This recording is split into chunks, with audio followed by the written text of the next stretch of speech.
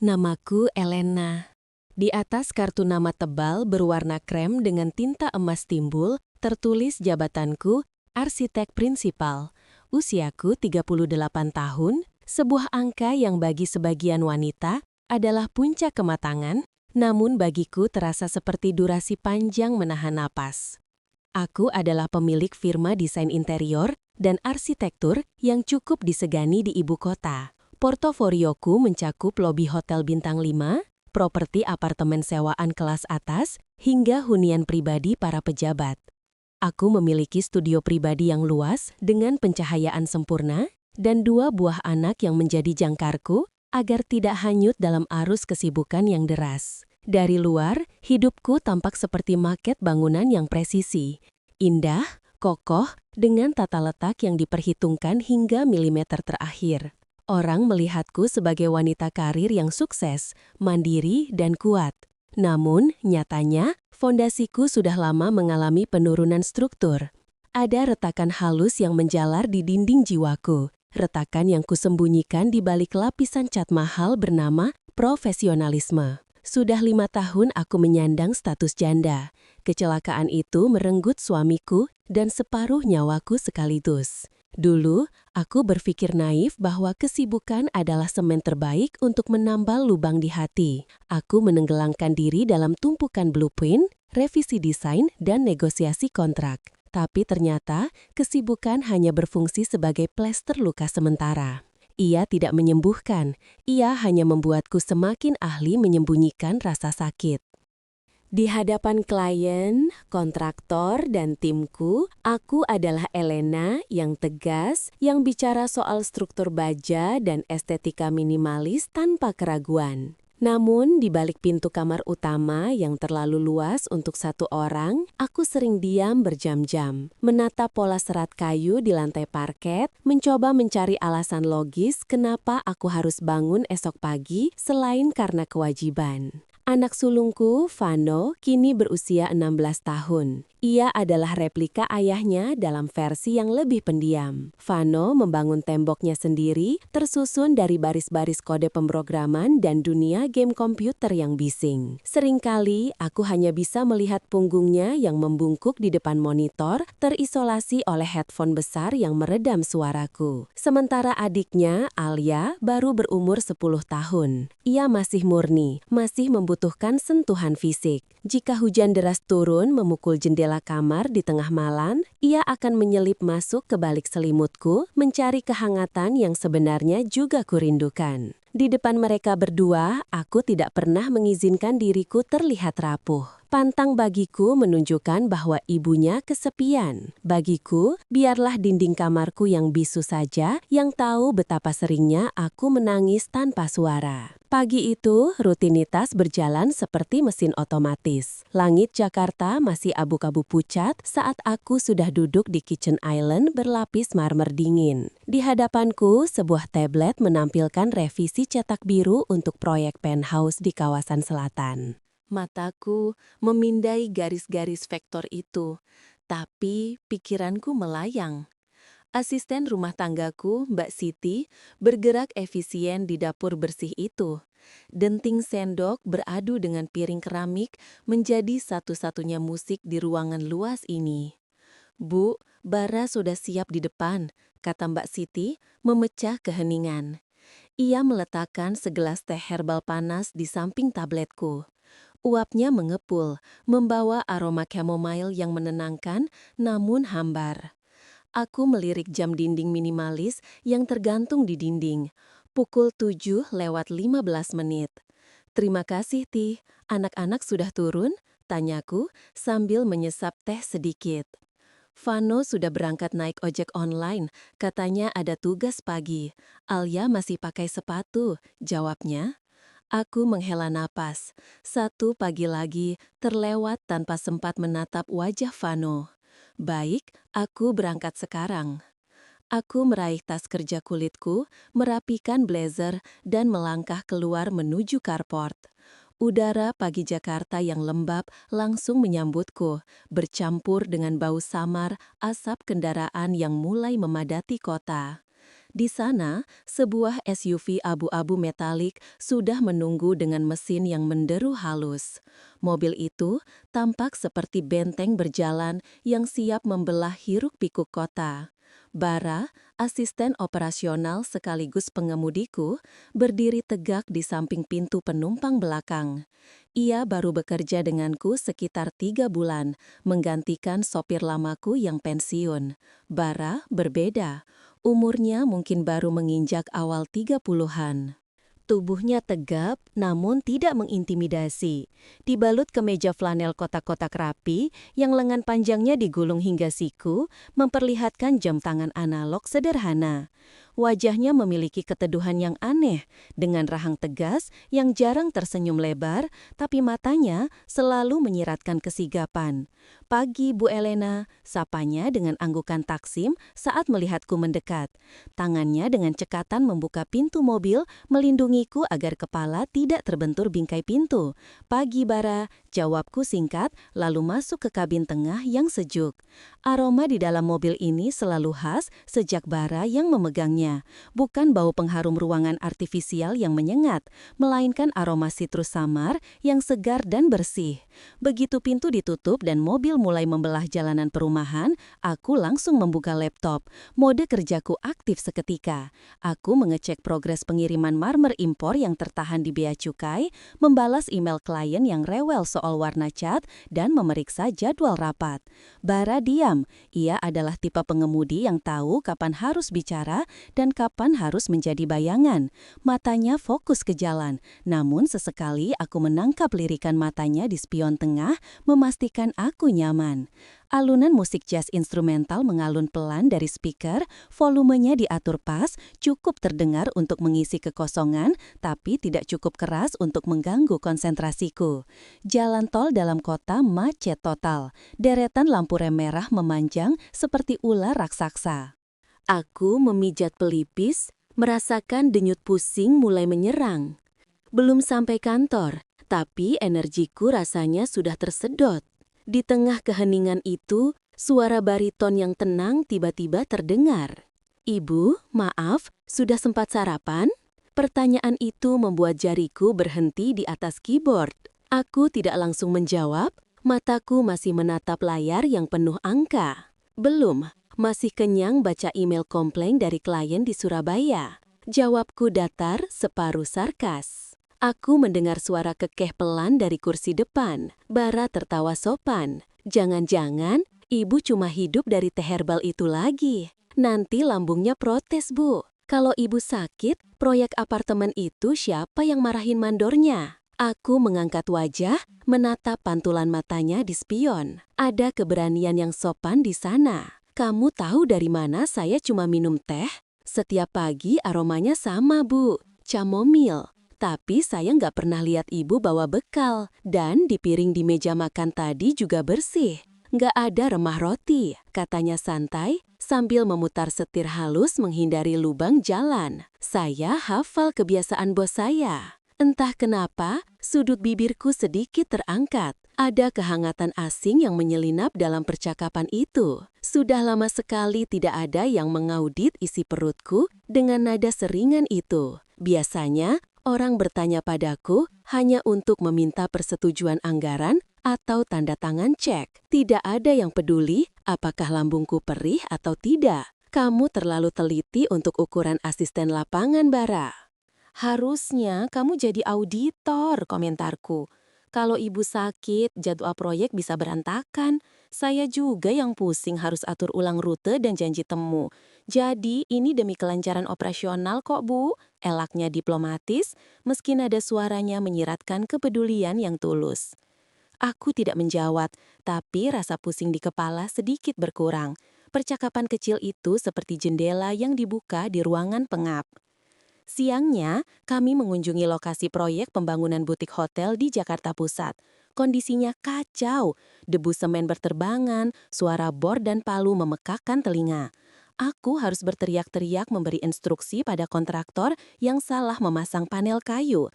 Hampir 2 jam aku berdiri dengan high heels, menghirup debu dan menahan emosi. Saat urusan selesai, aku kembali ke mobil dengan tubuh remuk. Rambutku terasa kaku karena debu dan tenggorokanku kering. Aku menghempaskan punggung ke jok kulit mobil yang empuk, memejamkan mata. Capek sekali, gumamku tanpa sadar. Tiba-tiba, sebuah tangan terulur dari depan. Bara menyodorkan toples kecil berisi permen mint putih. Ibu suka permen mint? Ini andalan saya kalau lagi nunggu revisi gambar di lapangan atau kalau lagi suntuk kena macet, tawarnya. Aku membuka mata, menatap toples sederhana itu sejenak. Biasanya aku anti makan sembarangan, tapi kali ini aku mengangguk. Boleh. Ia menuangkan satu butir ke telapak tanganku. Hati-hati Bu, pedas sedikit tapi bikin lega tenggorokan dan kepala. Aku memasukkan permen itu ke mulut. Rasa dingin mentol langsung menyebar, meredakan rasa gatal di tenggorokan, dan memberi sensasi segar di kepala. "Kamu pikir saya anak kecil yang perlu disogok permen?" tanyaku, kali ini dengan senyum kecil yang tak bisa kutahan. "Bukan begitu, Bu. Cuma jaga-jaga. Dulu atasan saya di tempat lama pernah keselak permen pas lagi marah-marah di telepon. Jadi saya ingatkan saja," candanya. Perjalanan sore kembali ke kantor terasa berbeda. Macet Jakarta yang biasanya membuatku ingin memaki, kini terasa lebih bisa ditoleransi. Kami bicara tentang hal-hal remeh yang tidak ada hubungannya dengan arsitektur, tentang jajanan pasar yang mulai langka, tentang polusi kota yang makin gila, hingga tentang tingkah laku anak-anak sekolah zaman sekarang. Bara tahu caranya mencairkan suasana beku. Ia memiliki kecerdasan emosional yang tinggi, tahu kapan harus melempar observasi jenaka tentang tukang bangunan yang malas, dan tahu kapan harus diam membiarkan aku berpikir. Aku, yang biasanya memasang tembok tinggi, tanpa sadar tertawa lepas menanggapi ceritanya. Sejak hari itu, aku mulai terbiasa dengan ritmenya, dengan kehadirannya. Setiap pagi, ia menyapa dengan nada yang konsisten, tenang, sopan, dan stabil. Setiap sore, ia menunggu di lobi kantor. Kadang sudah menyiapkan botol tumbler berisi air lemon dingin untukku tanpa diminta. Detail-detail kecil seperti itu yang membuatku merasa kembali diperlakukan sebagai manusia, bukan sekadar mesin pencetak uang atau pimpinan firma yang harus selalu sempurna. Malam itu, setelah anak-anak tidur, aku duduk di balkon kamar memandangi langit kota yang memerah karena polusi cahaya. Angin malam menerpa wajahku. Di meja kecil di samping kursi rotan, ada sisa permen mint yang tadi ku minta lagi dari Bara sebelum turun mobil. Aku menatap butiran putih itu dan tersenyum sendiri. Senyum yang terasa aneh di wajahku yang biasanya kaku. Ada rasa hangat yang menjalar pelan, bukan karena mentol, tapi karena perasaan dihargai. Entah sejak kapan, aku menyadari satu hal yang menakutkan, namun juga manis. Aku mulai menunggu pagi datang. Bukan untuk bekerja, bukan untuk mengejar tenggat waktu, tapi hanya untuk mendengar kalimat sederhana itu lagi di carport rumahku. "Pagi Bu Elena." Dan untuk malam ini, retakan di fondasiku rasanya tidak terlalu menganga lebar. 2 bulan telah berlalu sejak Bara pertama kali duduk di balik kemudi SUV-ku. Waktu 2 bulan dalam dunia konstruksi biasanya hanya cukup untuk menyelesaikan tahap fondasi, tapi bagi ritme hidupku, kehadiran Bara telah menjadi struktur penyangga yang vital. Awalnya, aku menganggapnya hanya sebagai staf operasional lapangan yang kebetulan bisa menyetir. Namun entah bagaimana prosesnya, ia berevolusi menjadi elemen tak tergantikan dalam hari-hariku. Setiap pagi, aku tidak perlu lagi mengecek peta digital untuk melihat rute macet.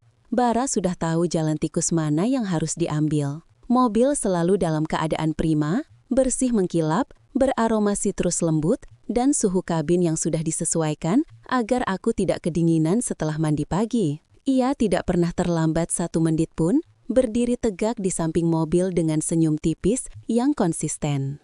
Ia bahkan tidak pernah lupa mengingatkanku minum vitamin C, sesuatu yang sering kulewatkan karena terburu-buru. Hari itu adalah definisi dari jadwal neraka. Agenda di kalender digitalku penuh sesak dengan warna merah. tinjauan lapangan ke 3 lokasi proyek berbeda yang letaknya berjauhan, makan siang bisnis dengan calon investor dari Singapura yang terkenal rewel, dan sore harinya harus melakukan final checking untuk desain interior ballroom Hotel Bintang 5.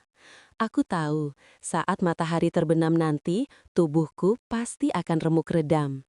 Begitu mobil melaju meninggalkan pekarangan rumah, aku sudah langsung memijat pelipis yang berdenyut. Tumpukan dokumen di pangkuanku terasa berat. Bu, suara bara memecah keheningan kabin.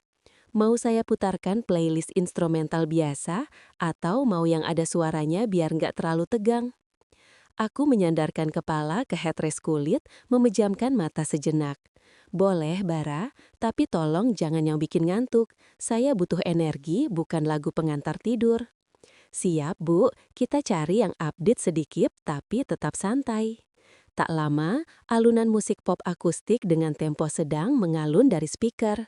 Pilihan lagunya tepat, tidak bising, tapi cukup riang untuk menjaga mataku tetap terbuka.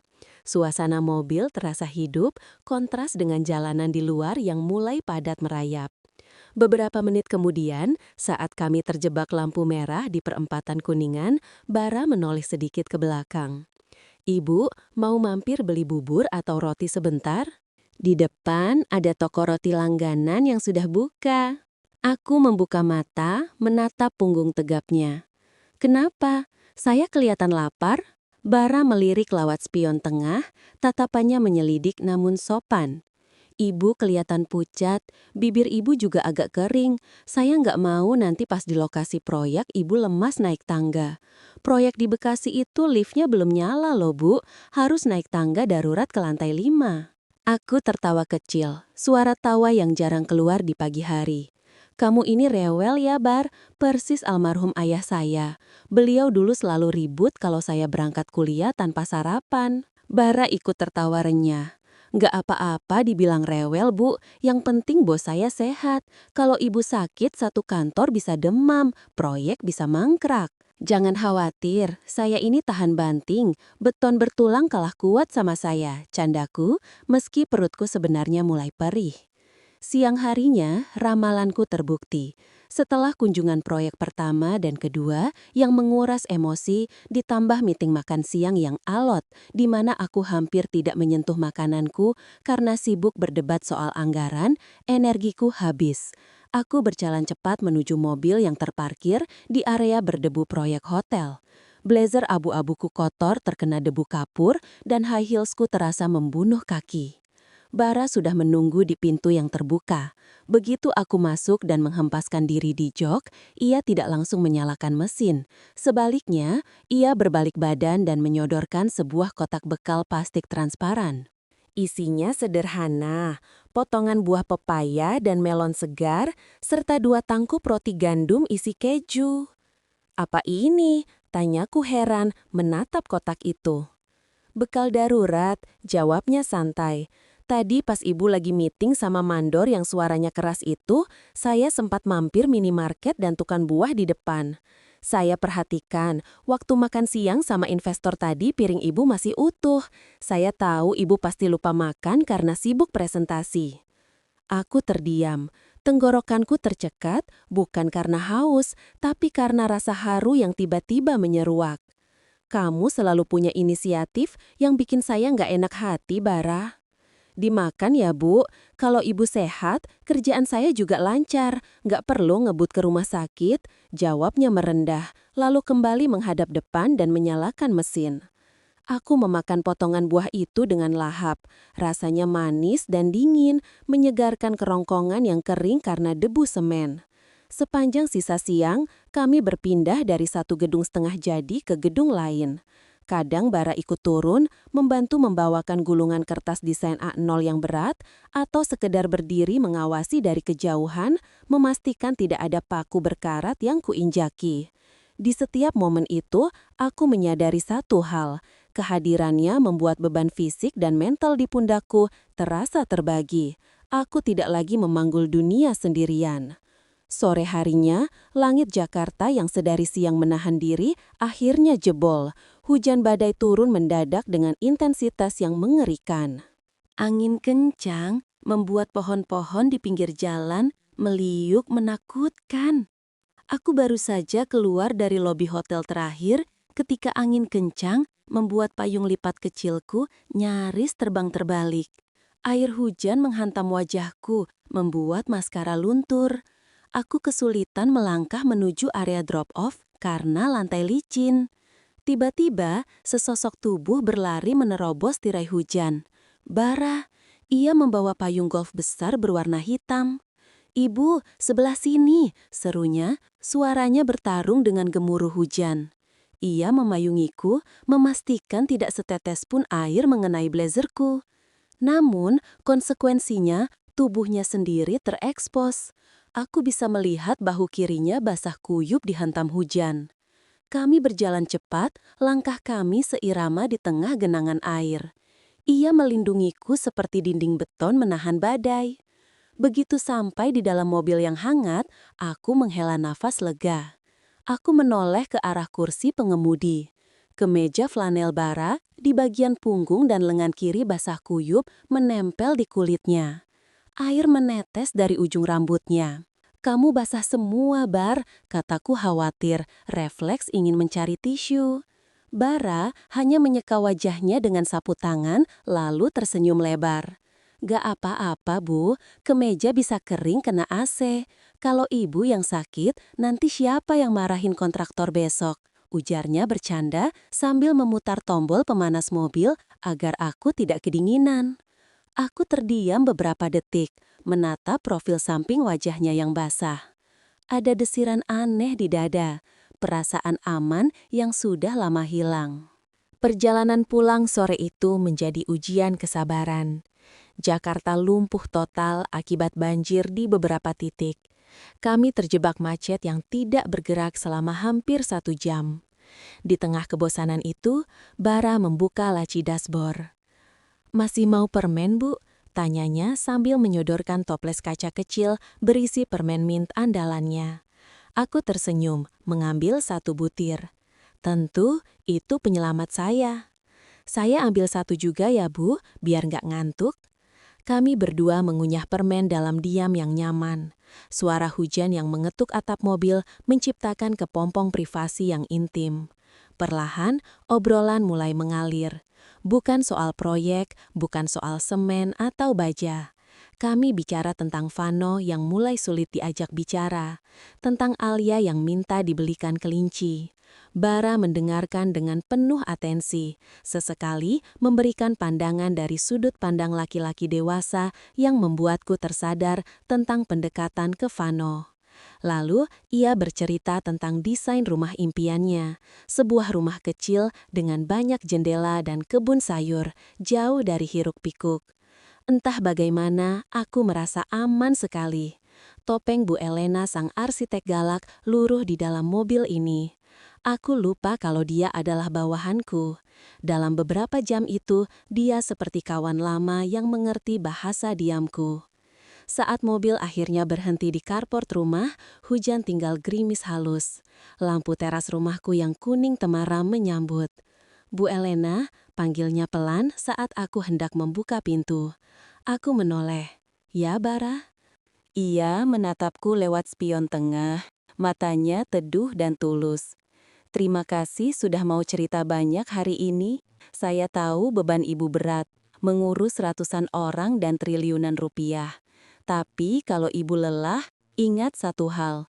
Bangunan saja butuh waktu curing untuk betonnya bisa kering sempurna. Kalau dipaksa cepat, dia retak. Manusia juga begitu, Bu. Manusia butuh jeda, Bu." Aku terpaku. Tanganku masih memegang gagang pintu. Kata-katanya sederhana, analogi tukang bangunan, tapi maknanya menohok relung hatiku. Aku tersenyum tipis. Kali ini senyum yang mencapai mata.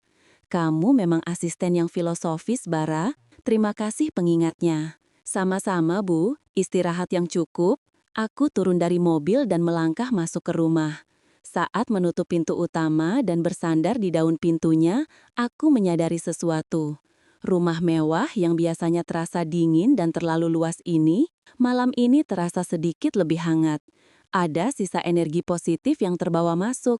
Dan aku tahu, besok aku akan siap menghadapi dunia lagi selama ada mobil SUV abu-abu dan sopir yang sedia permen mint itu menungguku. Ketenangan itu ibarat kaca tipis, indah, bening, namun pecah dalam satu hantaman keras. Pagi itu, langit Jakarta tampak cerah menipu. Aku datang ke Firma lebih awal dari biasanya, membawa sisa semangat dari obrolan ringan dengan Bara di perjalanan. Namun, begitu kakiku melangkah masuk ke lobi kantor, atmosfer yang menyambutku bukan kesibukan dinamis seperti biasa, melainkan ketegangan yang pekat. Sekretarisku, Rini, menyambut dengan wajah pucat. Bu Elena, Pak Hadi dan para mitra senior sudah menunggu di ruang rapat utama, katanya urgent. Jantungku berdegup tak enak. Rapat dadakan di jam 8 pagi tidak pernah membawa kabar baik. Aku melangkah masuk ke ruang rapat berkaca itu. Pendingin ruangan disetel terlalu rendah, membuat udara terasa menusuk. Di layar proyektor besar, terpampang grafik keuangan dan tabel spesifikasi material untuk Skyline, proyek apartemen mewah 40 lantai yang sedang kami garap di Jakarta Barat. Proyek ini adalah pertaruhan terbesar firma kami tahun ini. Bu Elena, Pak Hadi, manajer keuangan senior yang biasanya tenang, membuka suara dengan nada bergetar. Kami menemukan anomali dalam audit internal pengadaan material triwulan ini. Anomali apa? Tanyaku sambil meletakkan tas di meja, berusaha tetap tenang. Ada ketidaksesuaian spesifikasi yang fatal, lanjut Pak Hadi sambil menunjuk angka merah di layar. Beton precast dan baja tulangan yang dikirim ke lapangan kualitasnya 2 tingkat di bawah standar SNI yang kita janjikan ke klien dan tercantum di kontrak. Tapi, ia menelan ludah. Di laporan keuangan yang masuk ke saya, harganya adalah harga premium, ada markup gila-gilaan dan selisih dananya. Berapa? Potongku tajam. Miliaran rupiah, Bu, dan uang itu mengalir ke vendor-vendor fiktif. Duniaku serasa berhenti berputar. Ini bukan sekedar korupsi. Jika bangunan 40 lantai berdiri dengan beton kualitas rendah dan baja banci, itu adalah peti mati massal yang menunggu waktu. Gempa skala kecil saja bisa membuat strukturnya retak. Siapa yang tanda tangan persetujuan vendor? Tanyaku, suaraku dingin dan rendah, menekan amarah yang mulai mendidih. Hening sejenak, ruangan itu sunyi senyap seperti makam. Pak Dimas, Bu, jawab staf logistik di ujung meja dengan suara mencicit. Nama itu menghantamku lebih keras daripada kabar korupsi itu sendiri. Dimas, rekan arsitek senior yang ikut merintis firma ini bersamaku dari sebuah ruko kecil berdebu 10 tahun lalu. Dimas, yang sudah kuanggap kakak sendiri, yang memelukku paling erat saat pemakaman suamiku, yang selalu membelikan mainan untuk Vano dan Alia. Aku memejamkan mata sejenak, menahan rasa mual. Panggil Dimas ke ruanganku. Sekarang, bubarkan rapat ini. Jangan ada yang bicara ke siapapun di luar ruangan ini sampai saya beri instruksi. 15 menit kemudian, pintu ruanganku terbuka. Dimas masuk dengan gaya santainya yang khas, mengenakan kemeja linen biru muda. Namun, aku bisa melihat matanya bergerak gelisah, menghindari tatapanku. Ada apa, El? Tumben pagi-pagi panggil aku? Mau ajak sarapan? Tanyanya, mencoba bercanda. Tawa yang terdengar sumbang. Aku tidak menjawab. Aku melempar berkas audit di atas meja mahoniku. Suaranya berdebum keras. Jelaskan ini, Dim. Dimas melirik berkas itu, lalu menghela napas panjang. Topeng santainya runtuh seketika, digantikan wajah lelah seorang pria yang terpojok. Ia menarik kursi dan duduk tanpa dipersilahkan. Itu cuma strategi efisiensi, El, katanya pelan. Strukturnya masih aman. Aku sudah hitung beban batasnya. Kita butuh cash flow tambahan. Kamu tahu kan, proyek resort di Bali kemarin macet bayarannya? Kalau nggak ada suntikan dana ini, operasional kita bulan depan kolaps. Aku menatapnya tak percaya. Efisiensi katamu, kamu menurunkan grade beton dan baja untuk gedung 40 lantai, kamu mempertaruhkan nyawa ratusan keluarga yang bakal tinggal di sana demi menutupi lubang kas? Aku nggak punya pilihan. Dimas meninggikan suara defensif. Aku melakukan ini demi firma kita. Kamu terlalu sibuk dengan desain candikmu, kamu nggak lihat kondisi keuangan kita yang bleeding. Jangan bawa-bawa nama firma untuk keserakahanmu, potongku tajam. Aku berdiri, menumpukan kedua tangan di meja, menatap lurus ke matanya. Ini penipuan, Dim. Ini kriminal. Kalau publik tahu, lisensi kita dicabut. Reputasi yang kita bangun 10 tahun hancur dalam sehari. El, tolong. Serahkan semua aksesmu, ponsel kantor, laptop, kunci ruangan. Mulai detik ini, wewenangmu aku bekukan sampai audit eksternal selesai. Dan berdoa saja, Dim, berdoa saja strukturnya belum naik terlalu tinggi sehingga kita masih bisa bongkar tanpa harus merobohkan semuanya. Dimas menatapku dengan tatapan terluka, seolah akulah yang mengkhianatinya. Kamu tega, El. Kita ini keluarga. Keluarga tidak membakar rumah saudaranya sendiri, Dimas. Keluar. Setelah pintu tertutup di belakang punggung Dimas yang membungkuk, pertahananku runtuh. Aku terduduk lemas di kursi kerjaku. Tanganku gemetar hebat. Rasanya seperti ada yang mencabut satu tiang utama dari dadaku. Sakit, sesak, dan kosong. Sepulang dari kantor, matahari sudah tenggelam, tapi panasnya hari itu masih tersisa di aspal Jakarta. Aku berjalan gontai menuju mobil. Pikiranku berkecamuk, marah, kecewa, takut, sedih, semua bercampur menjadi racun. Saat aku masuk ke mobil dan menutup pintu, Bara tidak menyalakan musik. Ia tidak menyapaku dengan nada ceria seperti biasa. Ia tahu.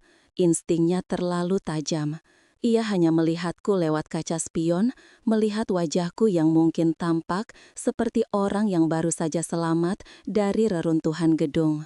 Mobil melaju dalam keheningan yang panjang. Aku memijat kening, mencoba menahan air mata yang mendesak keluar. Setelah hampir setengah jam hanya ada suara deru mesin dan klakson samar, Bara akhirnya bersuara. Nadanya sangat hati-hati. Lembut seperti sedang bicara pada anak kecil yang terluka. Hari ini kelihatannya badai besar ya, Bu. Pertahananku jebol, bukan oleh bentakan, tapi oleh kelembutan itu. Aku menghela napas panjang, suara bergetar. Ada rayap di tiang utama firma, Bar. Seseorang yang sangat aku percaya. Seseorang yang kuanggap saudara. Ternyata menusuk dari belakang selama ini. Bara tidak langsung merespons.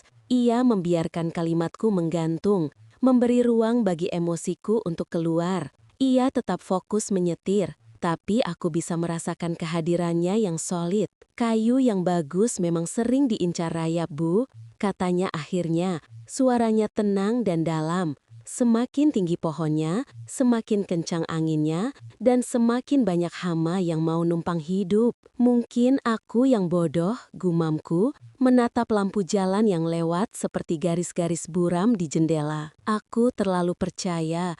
Aku pikir karena aku baik sama dia, dia akan baik sama aku. Sakit itu wajar, Bu. Itu tandanya ibu tulus, kata Bara. Ia menatapku sekilas lewat spion, tatapan yang menguatkan.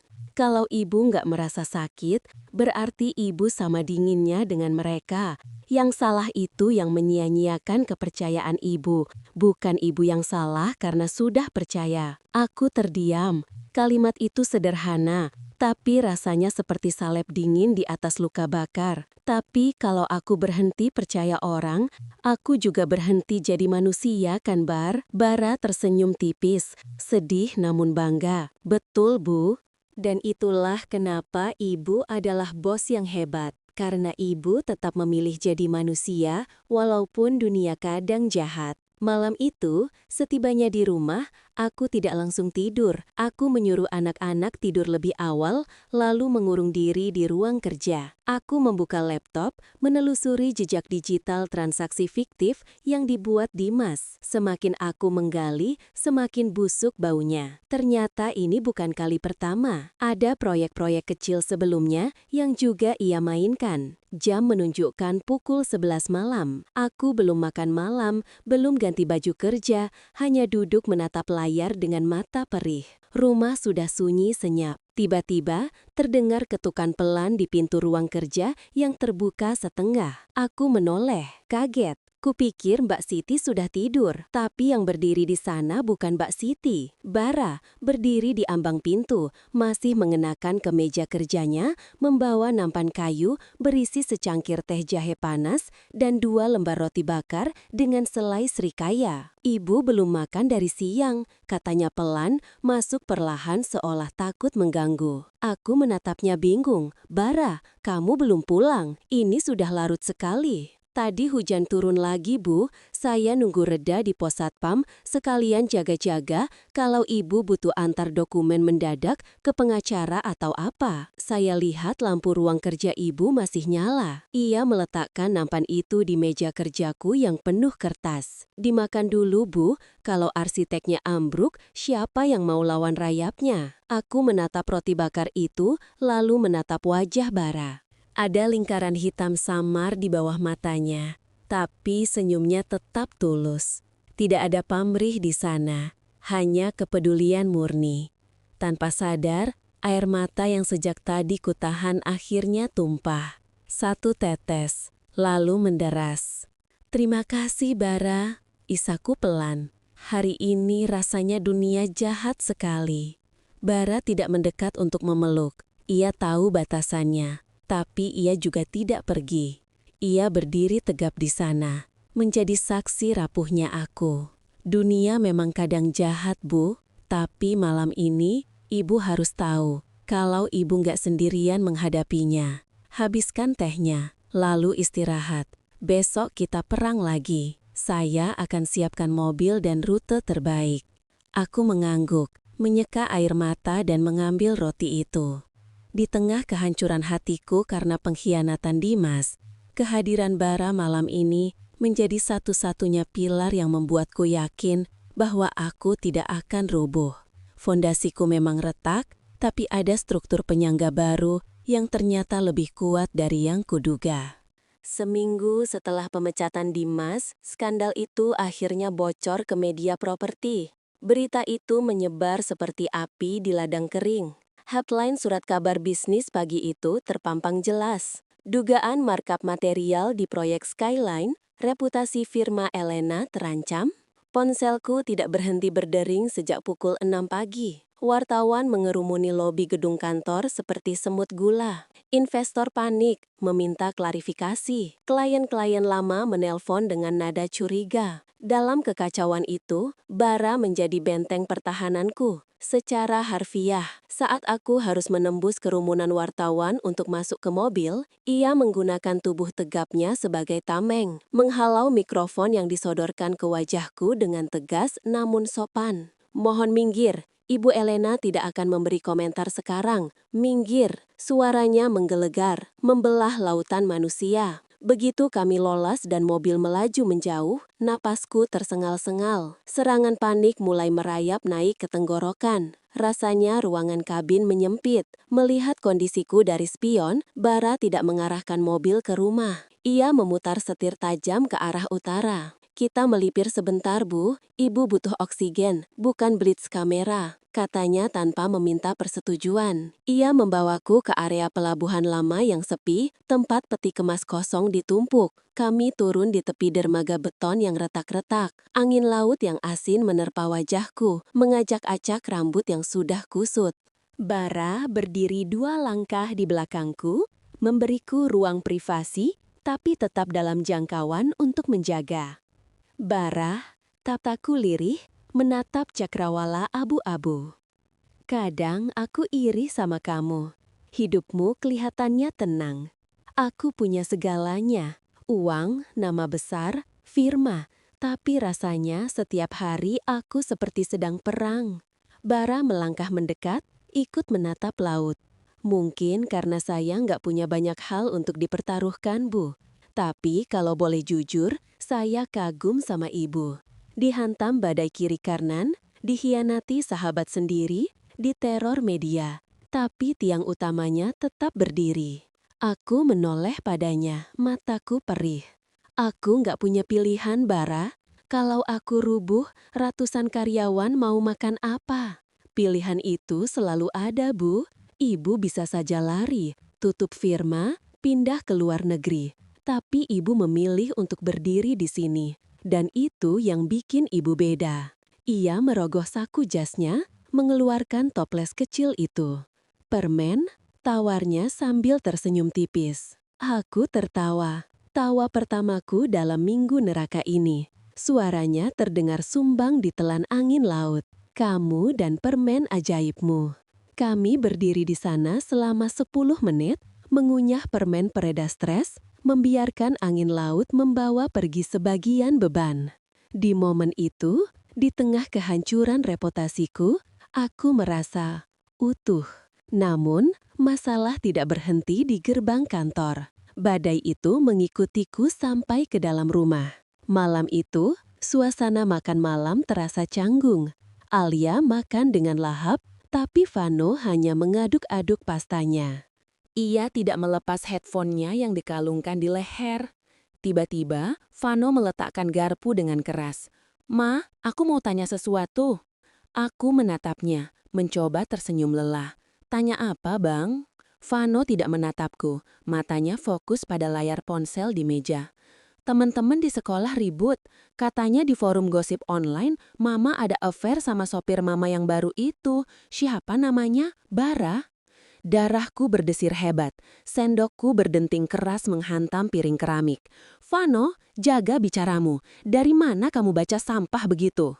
Vano akhirnya mengangkat wajah.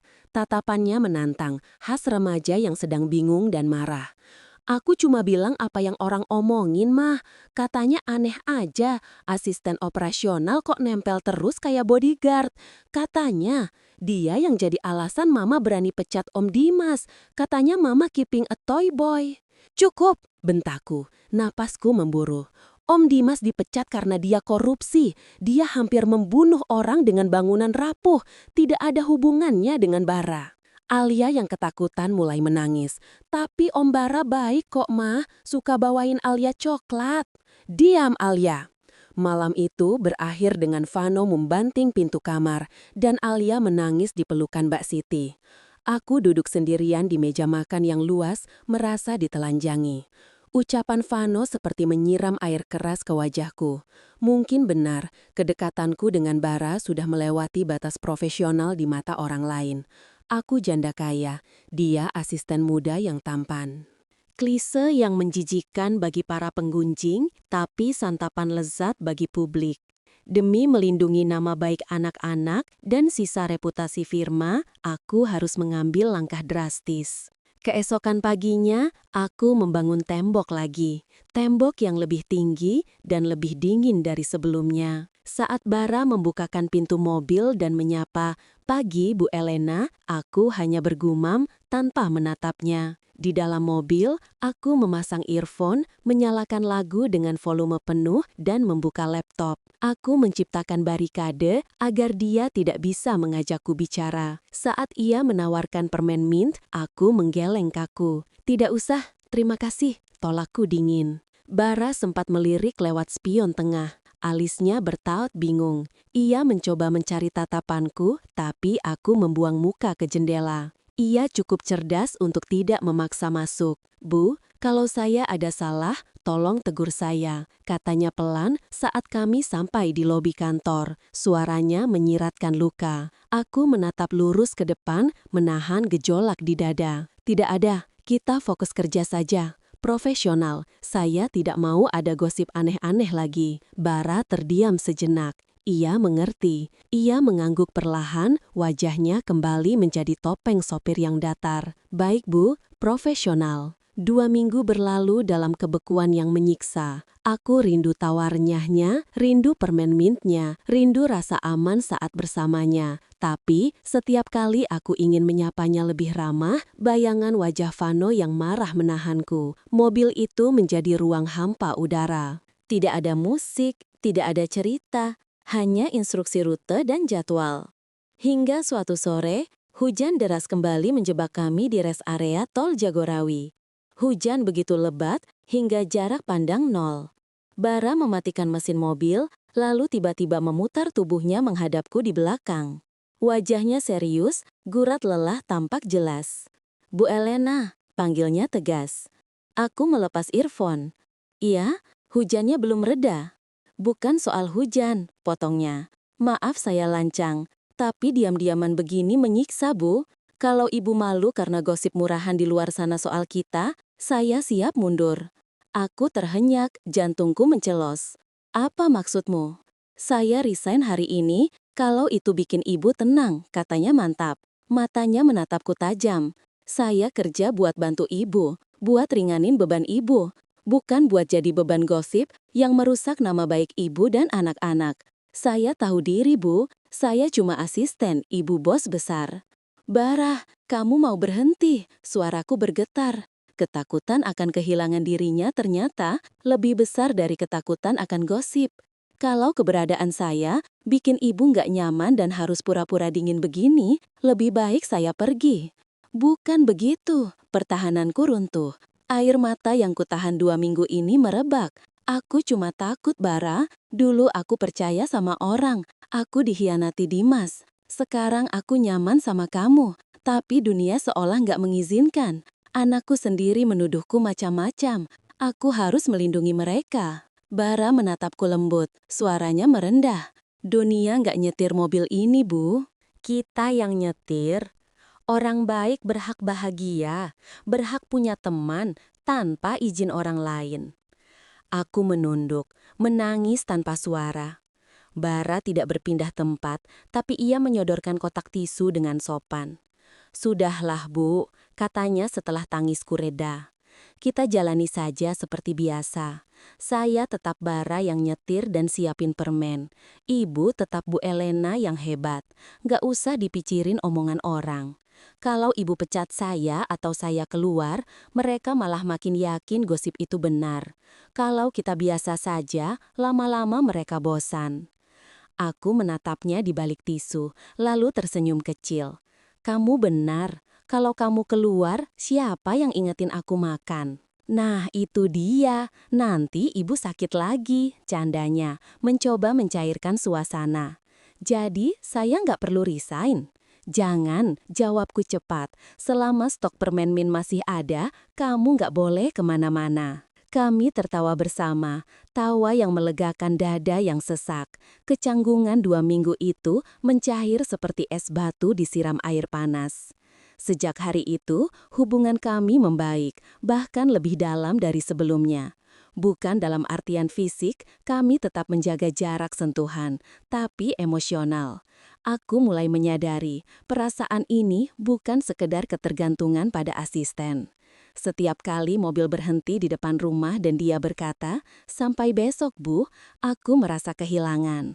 Aku mulai memperhatikan detail kecil, cara matanya menyipit saat tersenyum, urat tangannya saat memegang setir, dan caranya memperlakukanku lebih mahal daripada semua berlian yang kupunya. Tanpa sadar dan tanpa izin, aku telah jatuh hati pada laki-laki sederhana ini. Dan bodohnya, aku pikir dia juga merasakan hal yang sama. Aku merasa aman, aku merasa dicintai dalam diam. Aku tidak tahu bahwa di balik senyum teduh itu ada skenario lain yang sedang berjalan. Skenario yang akan menghancurkanku lebih parah daripada yang dilakukan Dimas. Sore itu, langit Jakarta berwarna jingga kemerahan, seolah terbakar perlahan di ufuk barat. Aku pulang lebih awal dari biasanya. Pekerjaan di kantor sedikit mereda setelah audit eksternal menyatakan firma bersih dari keterlibatan sistematis dalam kasus Dimas. Meski nama baikku belum pulih 100%, setidaknya badai terburuk sudah berlalu. Hatiku terasa ringan, seringan langkahku saat keluar dari lobi kantor. Aku ingin menikmati sore di rumah, mungkin memesan pizza dan menonton film maraton bersama Vano dan Alia. Aku ingin menjadi ibu yang normal untuk 1 malam saja. Saat mobil SUV abu-abu itu berhenti di carport, aku menoleh ke arah Bara. Ia baru saja mematikan mesin. Wajahnya tampak lelah, namun senyum itu tetap terpasang di sana. "Kamu bisa pulang lebih cepat hari ini, Bar. Saya tidak ada jadwal keluar lagi, Bar," saya katakan lembut. "Istirahatlah, beberapa minggu ini kamu kerja keras sekali jadi tameng saya." Bara menatapku lewat spion tengah, matanya berbinar senang. "Terima kasih, Bu. Kebetulan ibu saya di kampung lagi sakit gigi, jadi saya bisa video call lebih awal." "Sampaikan salam saya buat ibumu," ujarku tulus. "Siap, Bu. Oh iya, saya izin ke dapur sebentar ya, Bu. Tupperware bekal saya kemarin tertinggal di rak piring. Sayang kalau hilang, itu kado ulang tahun dari adik saya." Aku tertawa kecil. "Ambil saja, saya masuk duluan." Aku melangkah masuk ke rumah yang sejuk. Ruang tamu sepi. Vano dan Alia sepertinya ada di kamar masing-masing di lantai atas. Aku meletakkan tas kerja di sofa, melepas blazer, dan menghela napas panjang. Rasanya seperti melepas baju zirah yang berat. Tenggorokanku terasa kering. Aku berjalan menuju dapur untuk mengambil air dingin. Dapur di rumahku didesain dengan konsep open space, namun terhalang oleh partisi kayu jati setinggi 2 meter yang memisahkan ruang makan dan area servis. Langkahku terhenti tepat di balik partisi itu. Ada suara percakapan. Bukan suara Vano atau Alia, itu suara Mbak Siti, asisten rumah tanggaku. Nadanya setengah berbisik, tapi di rumah yang sunyi ini, akustiknya terdengar jelas. "Mas, kamu jangan ngomong manis gitu terus sama ibu. Aku nggak tenang dengarnya, telingaku panas tahu nggak?" Suara Siti terdengar merajuk, manja, dan romantis. Jantungku berdegup aneh. Kenapa Siti memanggil Bara dengan sebutan Mas? Dan kenapa nada bicaranya begitu intim? Hening sejenak, lalu suara Bara terdengar. Suara bariton yang selama ini menenangkanku saat macet, suara yang memberikan rasa aman. Tapi kali ini nadanya berbeda. Rendah, membujuk, dan penuh strategi. "Shh, sayang, dengerin aku. Kamu jangan cemburuan gitu dong. Kamu kan tahu aku lagi kerja. Itu namanya service excellence." Ada suara kekeh pelan yang menyakitkan. Aku harus ambil hati dia biar posisiku aman, biar dia bergantung sama aku. Duniaku rasanya berhenti berputar. Kakiku seperti dipaku ke lantai marmer yang dingin. Dadaku sesak, seolah oksigen di ruangan itu tersedot habis. "Tapi kamu janji kita bakal nikah tahun depan kan?" Siti mendesak, suaranya bergetar. "Aku takut kamu malah baper beneran sama Bu Elena. Dia cantik, kaya, wangi." "Halah," potong Bara cepat, nadanya meremehkan. "Bu Elena itu cuma tiket kita, Sid. Tiket buat lunasin utang bapakmu di kampung dan modal kita bikin usaha bengkel.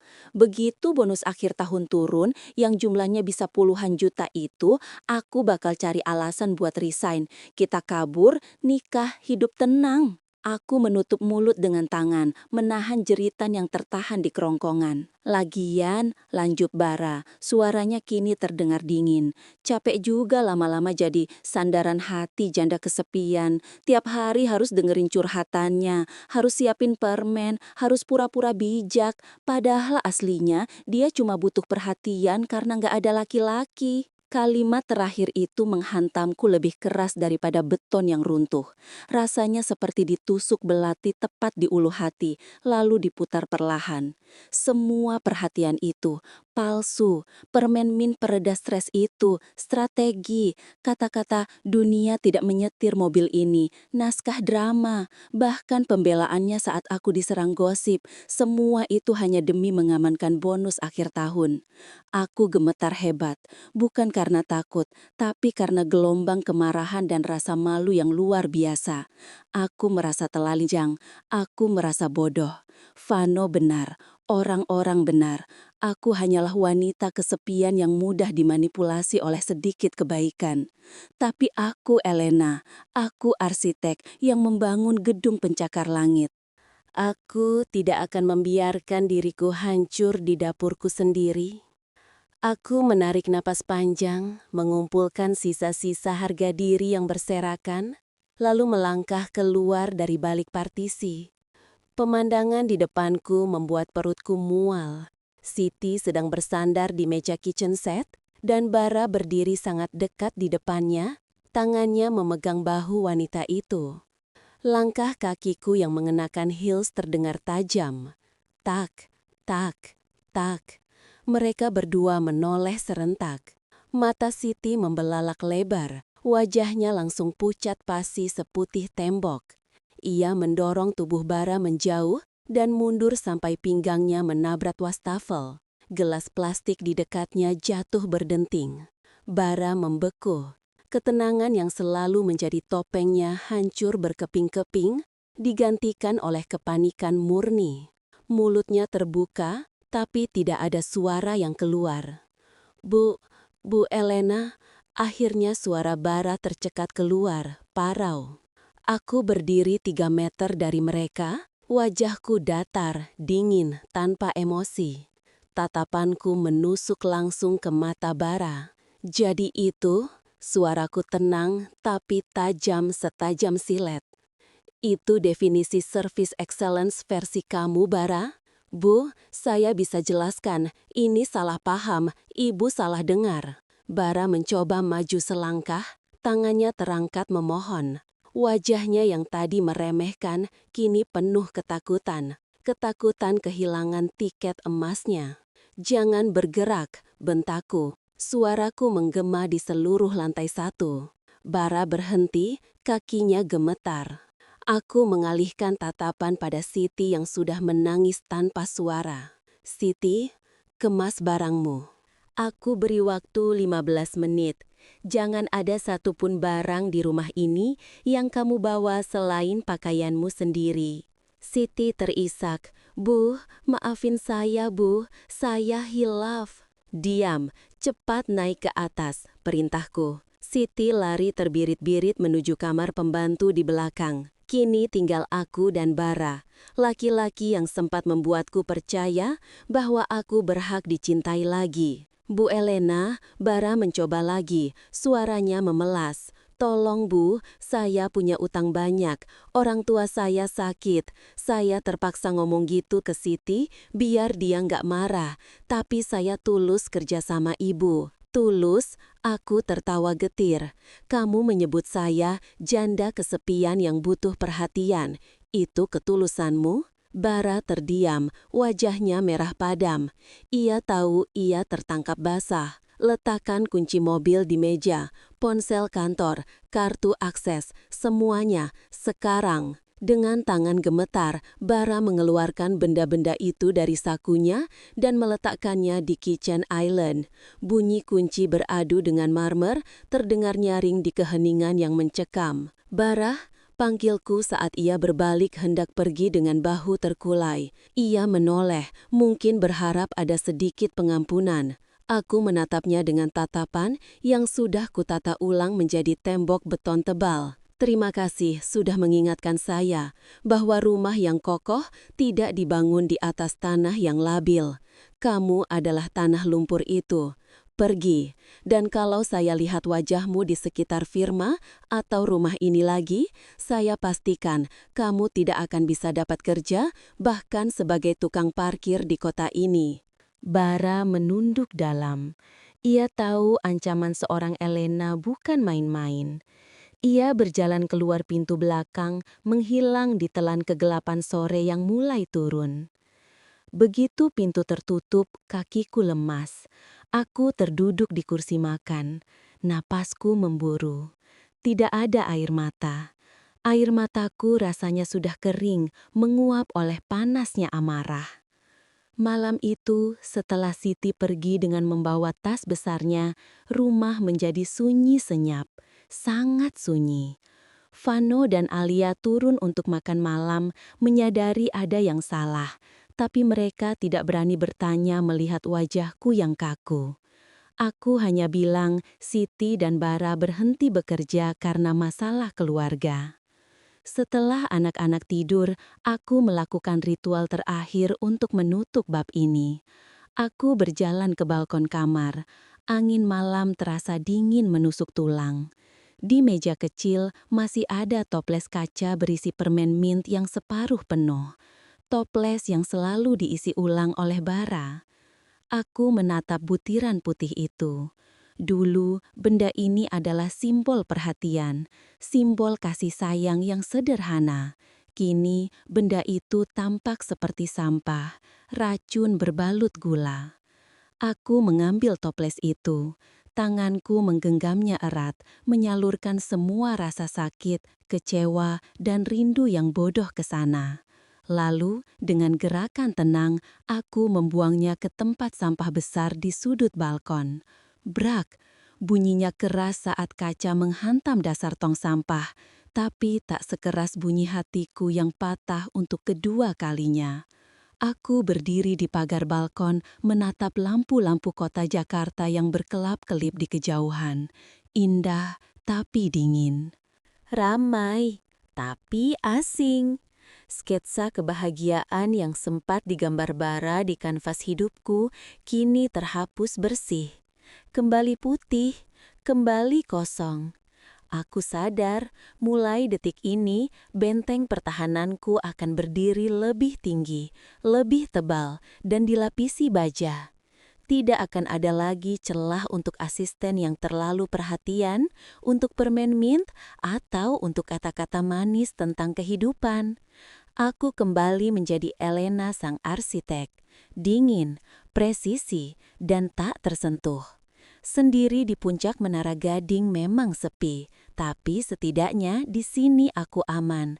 Tidak ada yang bisa masuk dan tidak ada yang bisa menghancurkanku lagi.